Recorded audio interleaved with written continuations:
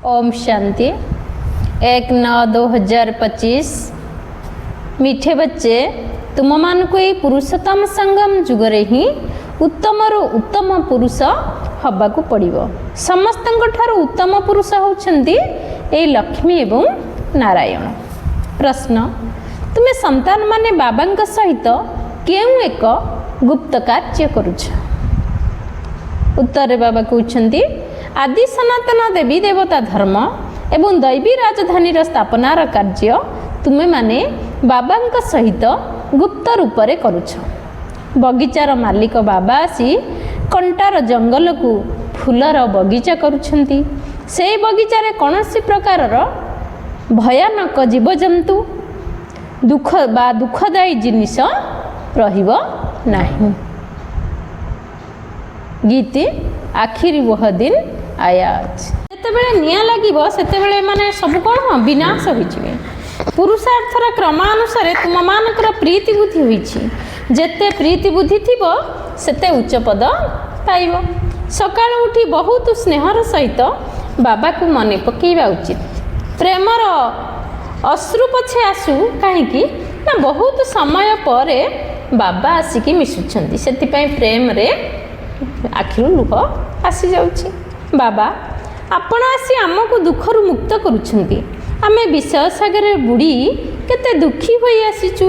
वर्तमान यह होछि कोन रौरव नरक। एबे बाबा सारा चक्रर रहस्य बुझाउछंती। मूलबतन कोन एकथा मध्य आसिकी बुझाउछंती। आगर तुमे जानि नथिलो एहाको कंटर जंगल कहा जाए। स्वर्ग को ईश्वरंकर बगीचा अर्थात फूलर बगीचा बोली कहा जाउछि। बाबा को बगीचार मालिक मध्य कहा जाउछि ना। तुमको फूलर पुणी कंटा किए करुछि? रावण। तुमे माने जानिछ भारत फूलर बगीचा थिला, एबे जंगल होई जाइछि। जंगल रे जीवजंतु बिछा आदि रही थांती। सत्य जुगरे कोनोसी भयंकर जीवजंतु आदि रहिबे नाही। शास्त्र तो बहुत कथा लिखि दैछंती। श्रीकृष्ण को सर्प दंशन कला इत्यादि इत्यादि लिखाई। श्रीकृष्ण को पुणी द्वापर को नहीं जाइछंती। बाबा बुझाउछंती भक्ति द्वारा अलगा जिनस अटे। ज्ञानर सागर एक बाबा ही अटंती। एमती नुहे कि ब्रह्मा विष्णु शंकर ज्ञानर सागर अटंती ना। पतित पावन केवल ही ज्ञानर सागर शिव बाबा को कहजिव। ज्ञान द्वारा ही मनुष्यंकर सद्गति होता है। सद्गतिर स्थान है दुईटी, गोटे है मुक्तिधाम आ गोटे है जीवन मुक्तिधाम। एबे तुमे माने जानिछ राजधानी स्थापन हेउछि किंतु कोन गुप्त भाव। बाबा ही आसी आदि सनातन देवी देवता धर्म स्थापन करुछंती। तेणु प्रत्येक आत्मा निज निजर मनुष्य शरीर रे आसुछंती। बाबांकर निजर तो शरीर नहीं ना, सेति पई एहांकु निराकार ईश्वर पिता बोली कहा जाउछि। बाकी सब कोन अटंती? साकारी अटंती। तांको कहा जाउछि इनकॉर्पोरियल गॉड फादर अर्थात निराकार ईश्वर पिता। निराकार आत्मा मानकर पिता। तुमे आत्मा माने मध्य सेठाकार निवासी अट। आमे एठार निवासी नुह। आमे केवल एठी काहे आछे ना अभिनय करिया पई। प्रकृत घर हमर हला कोठी परम धाम। तेणु बाबा मध्य सेठारे रही थांती किंतु गुप्त अटंती। बाबा ही आसी आदि सनातन देवी देवता धर्मर स्थापन करुछंती। मूल वतन रे कोनोसी दुख नहीं। बाबा कहउछंती तुमर गोटिए कथारे ही कल्याण रहिछि। बाबा को याद कर मनमना भव। बास बाबांकर संतान हल अर्थात कोन संपत्तिर मालिक हल। यह तो बुझा पड़ुछि। अल्लाह अर्थात अल्लाह को मने पकेइल सत्यजुगी नुआ दुनियार संपत्ति मिलिबो। ए पतित दुनियार विनाश मध्य निश्चय हबो। अमरपुरी की जीवा को ही हबो। अमरनाथ तुम पार्वती मान को अमर कथा सुनते। आमे आत्मा हेले पार्वती, परमात्मा आसिक हमको अमर कथा शुणाउछंती। विभिन्न तीर्थ स्थान को केते मनीष जाइथांती। अमरनाथ को मध्य केते मनुष्य माने जाउछंती। सेठार तो किछि भी नहीं। सबु हेला ठकामी, टिकिए हेले सत्य नहीं। गायन मध्य रहिछि मिछ माया मिछ काया मिछ ए संसार। एहार मध्य अर्थ बाहर करिबा उचित। एठार सबु मिछ अटे। एहा मध्य ज्ञानर कथा अटे।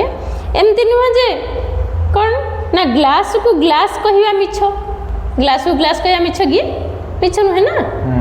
तेणु बाकी बाबांक विषय जहाँ किछि कहउछंती सब मिछ कहउछंती। काहेकि मिछ कहउछंती ना बाबांक विषय सत्य कौन से माने जानि नाहांती। सत्य जानि नाहांती बोली मिछ कहउछंती। शास्त्र रे लिखा है भगवान सर्वव्यापी गॉड इज ओमनी प्रेजेंट आर मतलब हूँ कौन माने भगवान जोड़े पहले से अच्छा ना गछ पत्र पशु पक्षी एटा भूल ईश्वर केबे सर्वव्यापी नुहंती जदि ईश्वर सर्वव्यापी ताले मनीष कहीं मंदिर जाउची तीर्थ करी जाउची एडे जाउची सियाडे जाउची कहीं खोजुची तो कहते ईश्वर सर्वघटरे जेबे रही थांते पति तपावन बोली कहीं डाकते किसी डाकिबा दरकार न थांदा ना तमाने ईश्वर सबुठी न थांती भावना आमर जोठी भाव के रही सेठी ता बोली काठ पत्थर गछ पत्र सबुठी भगवान कारण भगवान काठ पत्थर रहिया पे आछंदी ये पतित दुनिया को पावन करिया पे आछंदी एटा भी गोटे माने ईश्वर को सर्वव्यापी कहबा ईश्वर को प्रति गोटे अपमान अन्याय एटा किंतु भक्ति मार्ग लोक जानि पारनाहांती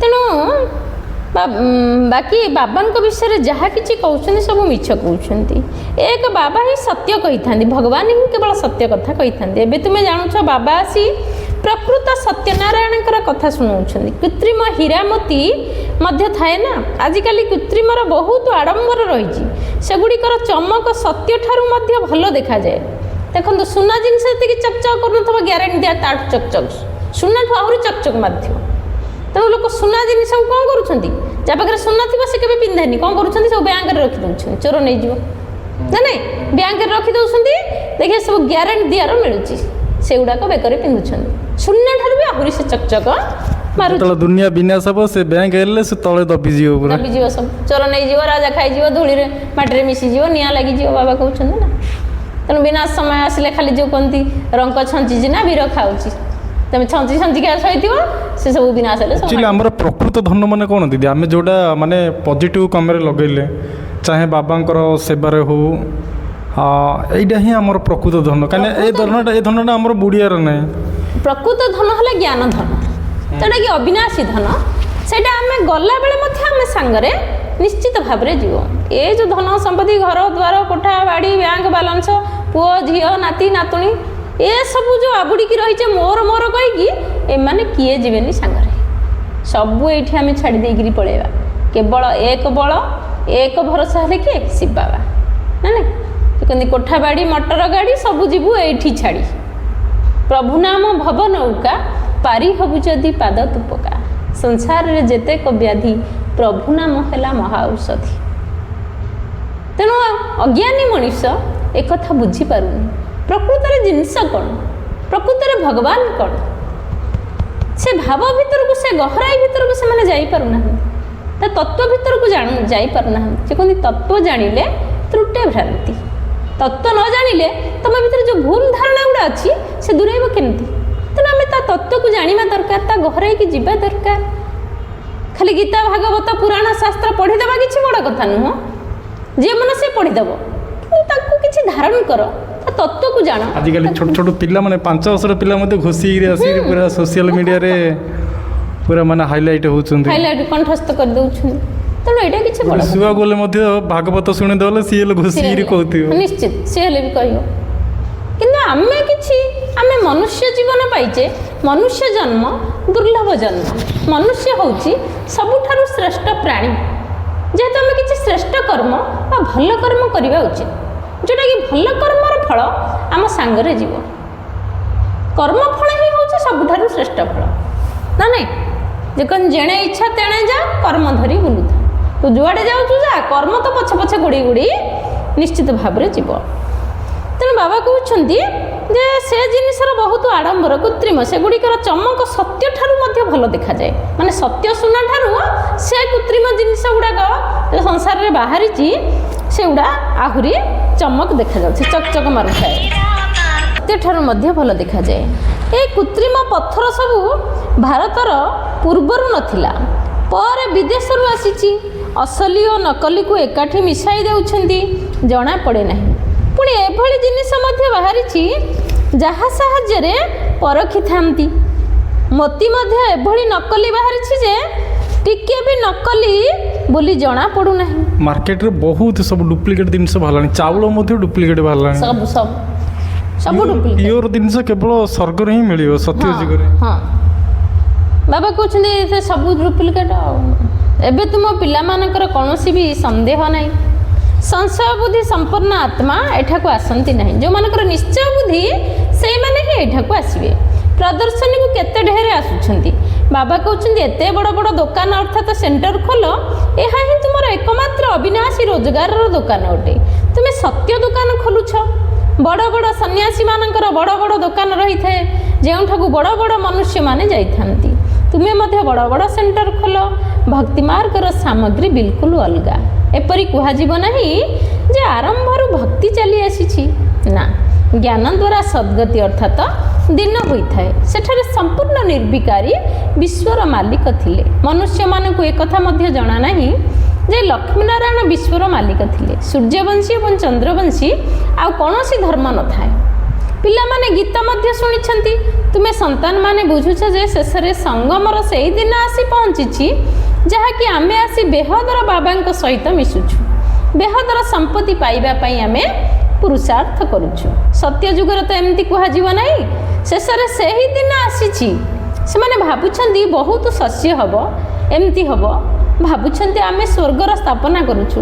ଭାବୁଛନ୍ତି ଛାତ୍ରମାନଙ୍କର ନୂଆ ରକ୍ତ ଏମାନେ ବହୁତ ସାହାଯ୍ୟ କରିବେ। ସେଥିପାଇଁ ସରକାର ସେମାନଙ୍କର ଉନ୍ନତି ପାଇଁ ବହୁତ ମେହନତ କରୁଛି। କିନ୍ତୁ ଝଗଡ଼ା କରି ପଥର ଆଦି ମଧ୍ୟ ସେଇମାନେ ହିଁ ମାରୁଛନ୍ତି। ହଙ୍ଗାମା କରିବାରେ ପ୍ରଥମେ ଛାତ୍ରମାନେ ହିଁ ଆଗରେ ରହିଥାନ୍ତି। ସେମାନେ ବହୁତ ଚତୁର ଅଟନ୍ତି। ତାଙ୍କର ନୂଆ ରକ୍ତ ବୋଲି କୁହାଯାଉଛି। କିନ୍ତୁ ନୂଆ ରକ୍ତର ତ କୌଣସି କଥା ହିଁ ନାହିଁ। ତାହା ହେଲା ରକ୍ତ ସମ୍ପର୍କ। ବର୍ତ୍ତମାନ ତୁମର ଏହା ଆତ୍ମିକ ସମ୍ପର୍କ ଅଟେ। କହିଥାନ୍ତି ନା ବାବା, ମୁଁ ଆପଣଙ୍କର 2 ମାସର ସନ୍ତାନ ଅଟେ। କେତେକ ସନ୍ତାନ ଅଲୌକିକ ଜନ୍ମଦିନ ପାଳନ କରିଥାନ୍ତି। ଈଶ୍ୱରୀୟ ଜନ୍ମଦିନ ହିଁ ପାଳନ କରିବା ଉଚିତ। ସେ ଶାରୀରିକ ଜନ୍ମଦିନ ବାତିଲ କରିଦେବା ଉଚିତ। କାହିଁକି? ଦରକାର ଯେ ମୁଁ ବ୍ରାହ୍ମଣମାନଙ୍କୁ ହିଁ ଖୁଆଇବି। ଅଲୌକିକ ଜନ୍ମ ପାଳନ କରିବା ଉଚିତ ନା। ତାହା ହେଲା ଆସୁରୀ ଜନ୍ମ, ଏହା ହେଲା ଈଶ୍ୱରୀୟ ଜନ୍ମ।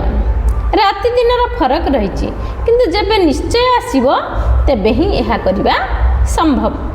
ଏମିତି ନୁହେଁ ଈଶ୍ୱରୀୟ ଜନ୍ମ ପାଳନ କରି ଆମର ଲୌକିକ ପରିବାରରେ କେହି ମଧ୍ୟ ମାନେ ଅଲୌକିକ ବର୍ଥଡେ ଜନ୍ମଦିନ ମନେଇବା ଅନୁଚିତ।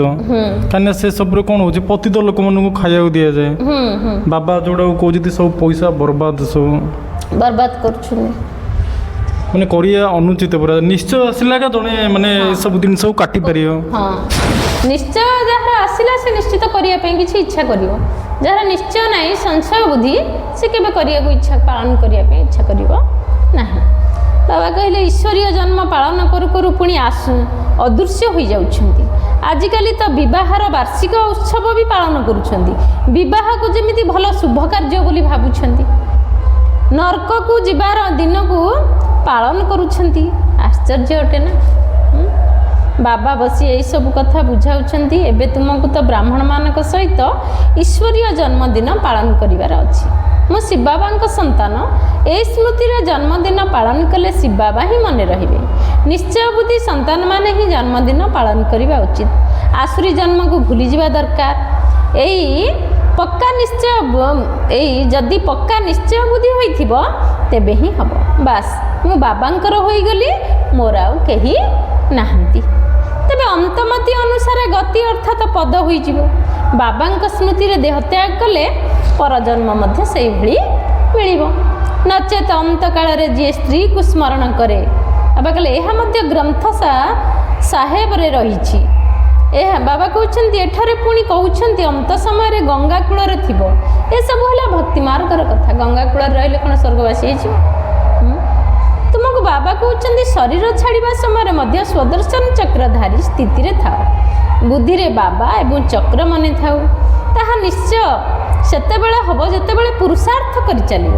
ତେବେ ତ ଅନ୍ତକାଳରେ ସ୍ମୃତି ଆସିବ। ନିଜକୁ ଆତ୍ମା ଭାବି ବାବାକୁ ମନେ ପକାଅ। କାହିଁକି ନା ତୁମ ସନ୍ତାନମାନଙ୍କୁ ଏବେ ଅଶରୀରୀ ହୋଇ ଘରକୁ ଫେରିଯିବାକୁ ହେବ। ଏଠାରେ ଅଭିନୟ କରି କରି ଶତପ୍ରଧାନରୁ ତମ ପ୍ରଧାନ ହୋଇଯାଇଛି। ଏବେ ପୁଣି ଶତପ୍ରଧାନ ହେବାକୁ ପଡ଼ିବ। ବର୍ତ୍ତମାନ ଆତ୍ମା ହିଁ ଅପବିତ୍ର ଅଟେ। ତେବେ ଶରୀର ପୁଣି ପବିତ୍ର କିପରି ମିଳିପାରିବ? ବାବା ବହୁତ ଉଦାହରଣ ଦେଇ ବୁଝାଉଛନ୍ତି। ଯେହେତୁ ବାବା ରତ୍ନ ବ୍ୟବସାୟୀ ଅଟନ୍ତି ନା, ଖାଦ ଅଳଙ୍କାରରେ ନୁହେଁ ସୁନାରେ ମିଶିଥାଏ। 24 କ୍ୟାରେଟରୁ 22 କ୍ୟାରେଟ କରିବାକୁ ହେଲେ ରୂପା ମିଶାଇବେ। ଏବେ ତ ସୁନା ହିଁ ନାହିଁ, ସମସ୍ତଙ୍କ ଠାରୁ ନେଇ ଚାଲିଛନ୍ତି।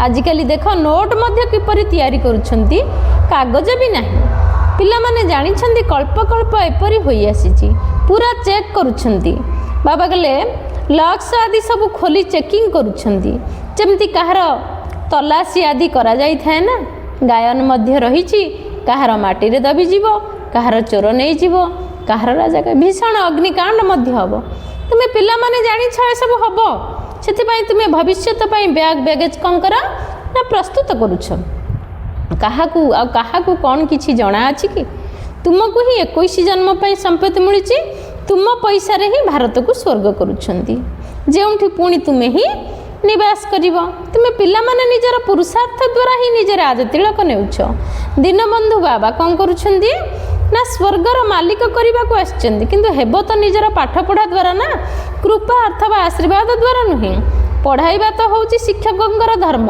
कृपार कौनसी कथा नहीं शिक्षकों को सरकार ठारू दरमा मिली थाए से माने तो निश्चय पढ़ाइबे एते बड़ पुरस्कार मिलुछि तुमे पदमापति हेउछ श्रीकृष्ण पादरे पद्मर चिन्ह दे थामती तुमे एठा को आसीच भविष्यत रे पदमपति हवा पाई तुमे बहुत सुखी साहुकार अमर हेउछ काल उपरे विजय प्राप्त करुछ ए सब कथा को मनुष्य बुझी पारिबे नहीं तुमर आयु पूरा होई जाउछि तुमे अमर होई जाउछ से माने पुणी पांडवंकर लंबा चौड़ा चित्र तैयारी करि दैछन भाबुछंदी पांडव एते डेंगा थिले तुमे ही पांडव अट केते राति दिनर फरक रहिछि मनुष्य केही अत्यधिक लंबा तो होई नथांती 6 फुटर ही होइथांती भक्ति मार्ग रे प्रथमे शिव बाबांकर भक्ति होई थाए बाबांक चित्र को तो बड़ करी तैयारी करिवे नहीं प्रथमे शिव बाबांकर अव्यभिचारी भक्ति होउची पुणी देवता मानकर मूर्ति तैयारी करुछंती तांकर पुणी बड़ बड़ चित्र आदि तैयारी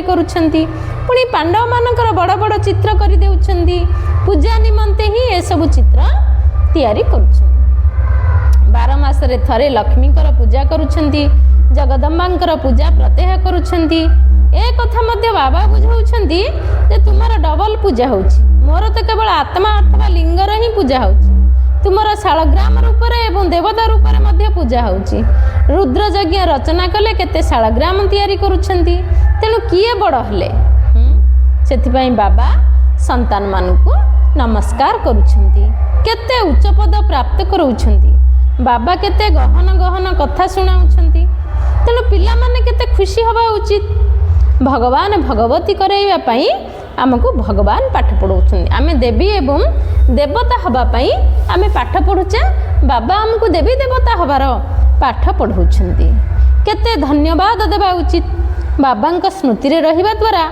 स्वप्न मध्य भल आसीबो आ साक्षात्कार मध्य हबो आमे जत्ते बेले भी सोइबा जत्ते बेले सोइले मध्य बाबांक याद रे सोइले ही बाबा याद स्मृति भितर रहिले ही आमर भल स्वप्न ही आसीबो अच्छा मीठे मीठे शिखिल धे बच्चों प्रति माता पिता बाप दादा को याद प्यार और गुड मॉर्निंग रूहानी बाप की रूहानी बच्चों को नमस्ते हम रूहानी बच्चों की रूहानी बाप दादा को याद प्यार और गुड मॉर्निंग नमस्ते नमस्ते नमस्ते धारणा के लिए मुख्य सार नंबर 1 निजर ईश्वरीय आत्मिक जन्म दिन पालन करिबा बाबा कहले तुमर ईश्वरीय एवं आत्मिक जन्मदिन पालन करिया उचित समस्त सहित आत्मिक संपर्क रखा हम रक्त संपर्क नुहे आसुरी अर्थात शारीरिक जन्मदिन पालन मध्य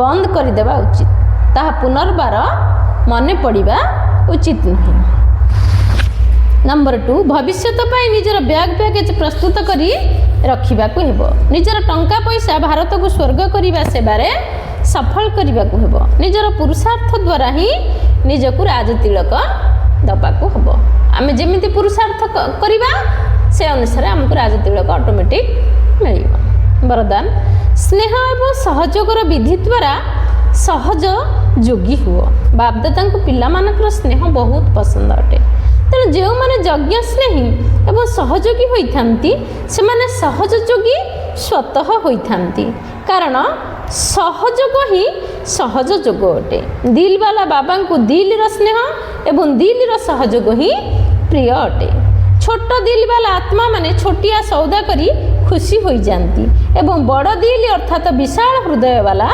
ବେହଦର ସୌଦା କରିଥାନ୍ତି। ମୂଲ୍ୟ କିନ୍ତୁ ସ୍ନେହର ଅଟେ, ବସ୍ତୁର ନୁହେଁ।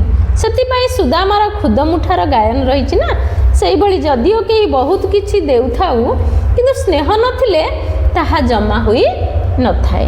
ତେଣୁ ସ୍ନେହର ସହିତ ଯଦି ଟିକିଏ ବି ଜମା କରିଥିବ ତେବେ ତାହା ପଦମୁଗ୍ନା ହେଇଯିବ। ସୁଦାମା ଯେମିତି ଖୁଦ ମୁଠାଟା କେତେ ସ୍ନେହରେ, ସୁଦାମା ଭଳିଆ ଗରିବ କିଏ ଅଛି? ଖୁଦ ମୁଠାଟା ଲୁଚେଇକିରି ଧରିକିରି ଯାଉଥିଲେ ସାଙ୍ଗ ପାଇଁ, କେତେ ସ୍ନେହରେ କେତେ ଭାବନାରେ, ଯେଉଁଟାକି ଶ୍ରୀକୃଷ୍ଣ ତାଙ୍କ ହାତରୁ ଛଡ଼େଇକିରି ନେଇଯାଇଥିଲେ। ପୁରା ମହଲ ଦେଇଦେଲେ, ଗୋଟେ ସୁନ୍ଦର ମହଲ ପୁରା। ସେଥିପାଇଁ ବାବା କହୁଛନ୍ତି ସୁଦାମା ଭଳିଆ ତମେ ମଧ୍ୟ ହୁଅ। ଏଠି କେହି ଗରିବ ନୁହନ୍ତି, କିଏ ଧନୀ ନୁହନ୍ତି, ସମସ୍ତେ ମନର ଗରିବ। କିନ୍ତୁ ସେଇ ଖୁଦ ଭଜାଟା ବଡ଼ ନୁହଁ, ସେ ଖୁଦ ଭଜାରେ ଖୁବ୍ ସ୍ନେହଟା ଥିଲା। ସେ ଖୁଦ ମୁଠାକରେ କ'ଣ ସ୍ନେହ ଥିଲା, ସେ ସ୍ନେହଟାକୁ ହିଁ ତାକୁ ଛଡ଼େଇକି ନେଇଗଲେ ଭଗବାନ। ବାବାଙ୍କର ଅଧିକାଂଶ ପିଲା ନି ଗରିବ, ଅଧିକାଂଶ ପିଲା। ବାବା ତ କହୁଛନ୍ତି ମୁଁ ଗରିବ ନିବା ଅଛି। ସ୍ଲୋଗାନ, ସମୟ ଏବଂ ଶକ୍ତି ବ୍ୟର୍ଥରେ ନ ଯାଉ, ସେଥିପାଇଁ ପ୍ରଥମେ ଚିନ୍ତା କର ତାପରେ କର। ସମୟ ସଂକଳ୍ପ ହେଉ ବା ଶକ୍ତି ହେଉ, ଯାହା ବି ହେଉ ଆମର କେମିତି ବ୍ୟର୍ଥରେ ନ ଯାଉ, ସେଥିପାଇଁ ଆମେ କ'ଣ କରିବା? ପ୍ରଥମେ ଚିନ୍ତା କରିବା ତାପରେ କରିବା, ତାହେଲେ କେବେ ହେଲେ ବ୍ୟର୍ଥରେ ଯିବ ନାହିଁ। ଓମ୍ ଶାନ୍ତି। ଅବ୍ୟକ୍ତ ଇଶାରା। ଏବେ ଲଗନର ଅଗ୍ନିକୁ ପ୍ରଜ୍ୱଳିତ କରି ଯୋଗକୁ ଜ୍ୱାଳା ରୂପ କର। ବାପଦାଦା ପିଲାମାନଙ୍କୁ ବିଶେଷ ଭାବରେ ଏହି ଶିକ୍ଷା ଦେଇ ଆସୁଛନ୍ତି। ପିଲାମାନେ ଏବେ ତୀବ୍ର ପୁରୁଷାର୍ଥର ଲଗନକୁ ଅଗ୍ନି ରୂପ କର ଆଉ ଜ୍ୱାଳାମୁଖୀ ହୁଅ। ମନର ବା ସମ୍ବନ୍ଧ ସମ୍ପର୍କର ହିସାବ କିତାବ ବାକି ରହିଯାଇଛି, ସେଗୁଡ଼ିକୁ ଜ୍ୱାଳା ସ୍ୱରୂପର ଯୋଗ ଦ୍ୱାରା କ'ଣ କରିବା? ଭସ୍ମ କରିବା। ପୁରୁଣା ହିସାବ କିତାବ ସବୁ ରହିଯାଇଛି ନା, ତେଣୁ ତାକୁ ଚୁକ୍ତ କରିବାକୁ ହେଲେ ସେଗୁଡ଼ିକୁ ଜ୍ୱାଳା ସ୍ୱରୂପର ଯୋଗ ଦ୍ୱାରା ଭସ୍ମ। ସବୁ ପାପ ବଢ଼ି ବଢ଼ି ଗଲାଣି, କେବଳ ଜ୍ୱାଳାମୁଖୀ ଯୋଗ କରିବାକୁ ପଡ଼ିବ। ଆମେ ଜାଣୁଛୁ ମଧ୍ୟ ଏସବୁ, କିନ୍ତୁ କରିବାକୁ ପଡ଼ିବ, ନକଲେ ବିନାଶ ପୂର୍ବରୁ ବିନାଶର ଜଳରେ ଆମେ ଧ୍ୱଂସ ହୋଇଯିବା। ବାବା କହୁଛନ୍ତି ନା, ସମୟ ତ ଆଉ ନାହିଁ, ସମୟ ଖୁବ୍ କମ୍ ଅଛି, ତମେ ସବୁବେଳେ ଏଭର ରେଡି ହେଇକି ରହିବାକୁ ପଡ଼ିବ। ପୁରୁଷାର୍ଥକୁ ତୀବ୍ର କରିବାକୁ ପଡ଼ିବ, ଆଉ ଧୀରେ ଧୀରେ ଗଲେ ମନ୍ଥର ଗତିରେ ଗଲେ ହେବନି, ତୀବ୍ର ପୁରୁଷାର୍ଥୀ ହେବ।